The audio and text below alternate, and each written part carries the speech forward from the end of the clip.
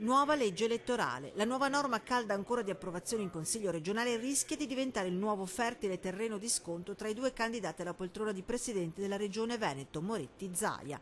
Se in aula PD e Lega hanno fatto la voce grossa con lanci di invettive da una parte e dall'altra, ora lo scontro si fa elettorale. Dura la posizione della candidata del centro-sinistra Alessandra Moretti, che parla di un regalo a chi fa della politica un mestiere. Con 8 degli 11 assessori regionali spiega che sono consiglieri da oltre 10 anni. Dal canto suo la Lega Nord del governatore Zaia contrattacca l'eventuale retroattività, dice, del limite di 2 mandati avrebbe potuto avere problemi legali. Il blocco di 2 mandati retroattivi legati alla retroattività significa anche poter ricorrere alla Corte Costituzionale, quindi significa magari mettere in campo una legge che poi può essere disconosciuta nel giro di 4 mesi, quindi anche magari invalidare le votazioni.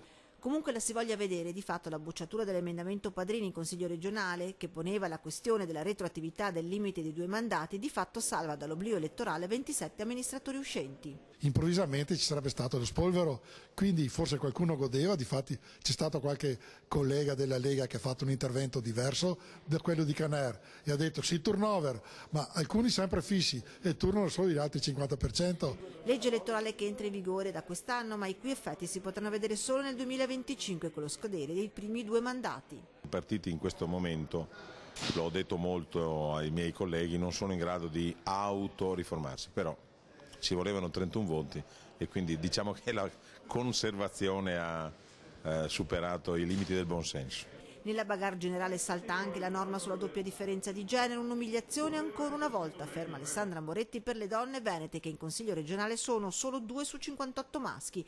Zaia continua, si dimostra essere contro le donne. Una svista, un errore, tanto che nelle riunioni dei gruppi tutti erano a favore.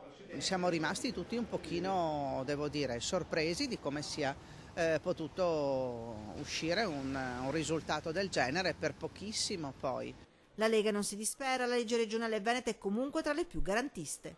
Nelle liste elettorali che si andranno a formare il 50% dei posti sarà riservato a uomini e a donne.